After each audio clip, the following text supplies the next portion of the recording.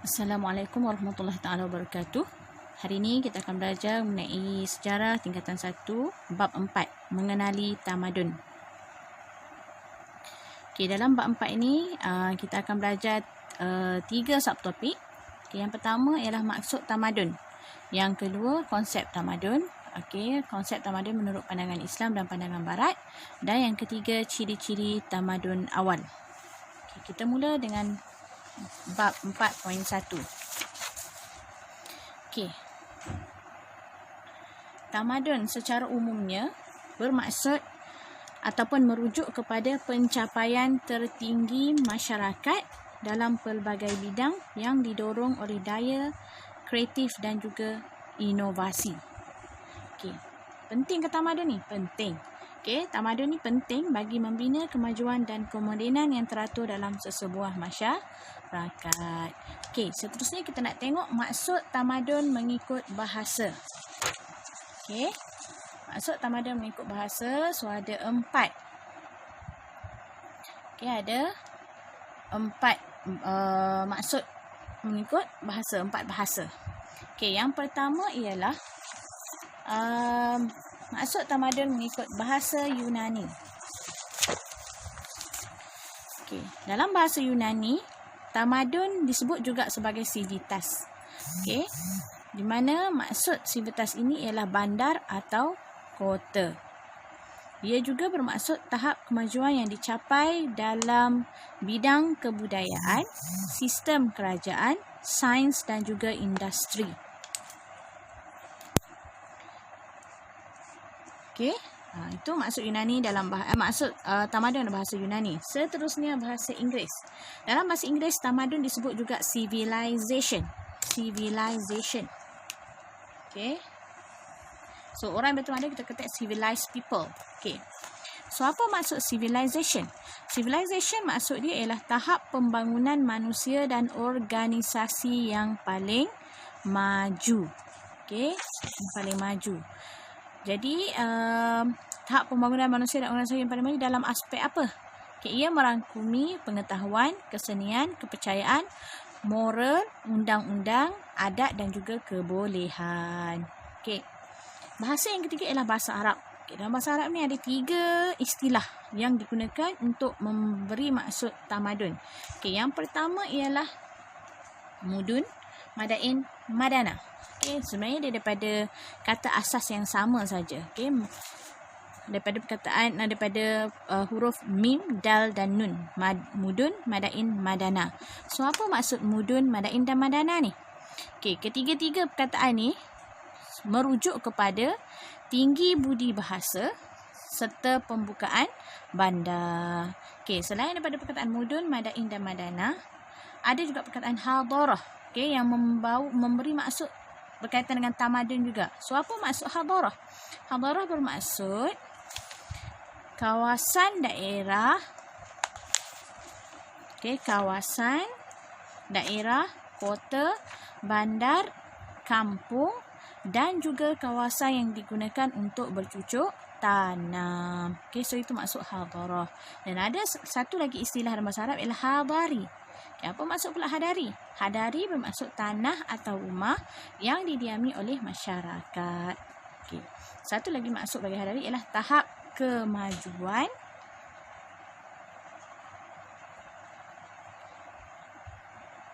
dan juga memperoleh kekayaan. Okay. Dan satu lagi, last kali, okay, tak lain tak bukan bahasa Melayu. Kita kena tahu juga maksud tamadun bahasa Melayu. Sebab kita orang Melayu kan? Okay. So dalam bahasa Melayu, tamadun dikenali atau diketahui juga sebagai suatu peradaban. So apa maksud peradaban ni? Peradaban ni ialah pencapaian kemajuan masyarakat dari segi kebendaan dan juga perkembangan pemikiran. Okey.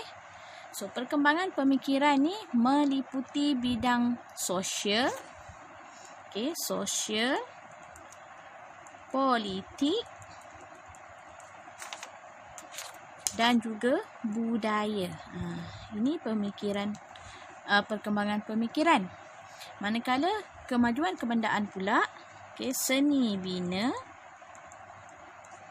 ekonomi dan juga hasil cipta. Okey.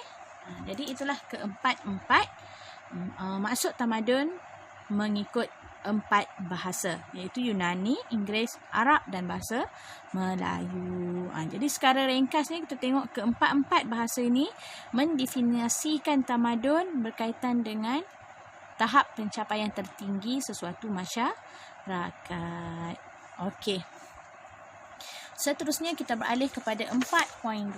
Kita nak tengok pula konsep tamadun. So konsep tamadun kita nak tengok mengikut pandangan Islam dan mengikut pandangan Barat. Okay, mengikut pandangan Islam, tamadun dibina atas kerangka Islam sebagai ad-din, ataupun cara hidup. Dan ia merangkumi pembangunan lahiriah dan rohaniah. Dan tamadun dalam Islam dibangunkan berasaskan nilai pendidikan yang terdapat dalam Al-Quran dan hadis serta ajaran Nabi Muhammad. Nilai-nilai murni, jujur, amanah dan sebagainya.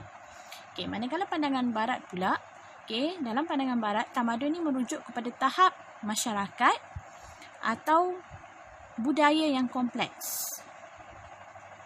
Dan dalam tamadun, dalam masyarakat Barat, tamadun ni diukur melalui pencapaian pencapaian ilmu dan teknologi, ekonomi, politik, kemasyarakatan dan juga pertempatan bandar. Dan berbeza dengan Islam, pembangunan tamadun dalam pandangan Barat dikaitkan dengan pembangunan lahiriah sahaja, seperti kesenian, penulisan undang-undang serta perbandaran. Jadi dia satu aspek sahaja, sedangkan Islam dua aspek, iaitu lahiriah dan rohaniah. Okey. Dan kita nak tahu pula mengenai tokoh-tokoh. Kalau konsep tamadun dalam mengikut pandangan Islam, ada beberapa tokoh yang membincangkan mengenai konsep tamadun ni. Yang pertama ialah Ibn Khaldun, iaitu penulis buku Muqaddimah, dan juga Syekh Naqi Al-Atas, penulis buku kebudayaan Melayu, sejarah Islam dalam sejarah dan kebudayaan Melayu, dan juga Historical Fact and Fiction. Mengikut Ibn Khaldun, ada dua aspek, dua istilah mengenai tamadun. Yang pertama hadarah dan yang kedua madaniyah. Hadarah ni meliputi aspek akidah, syarak, akhlak, falsafah, kebudayaan dan peradaban. Manakala madaniyah pula merupakan aspek kebendaan dalam kehidupan dan bersifat umum kepada semua masyarakat. Okey, seterusnya Syekh Muhammad Naqi Al-Atas pula mengatakan bahawa tamadun ialah keadaan kehidupan insan masyarakat yang telah mencapai taraf kehalusan tata susila dan juga kebudayaan yang luhur bagi seluruh masyarakatnya. Seterusnya dalam pandangan Barat pula ada tokoh Anak J. Toynbee. Anak J. Toynbee menyatakan bahawa tamadun merujuk kepada satu sistem masyarakat yang memperkasakan sistem politik, ekonomi, sosial, kesenian dan kebudayaan. So kat sini kita boleh tengoklah, itulah perbandingan. Dalam Islam dia mementingkan dua-dua aspek lahiriah dan rohaniah, manakala Barat lebih kepada lahiriah sahaja. So itu sahaja untuk maksud tamadun dan juga konsep tamadun. Sekian, terima kasih.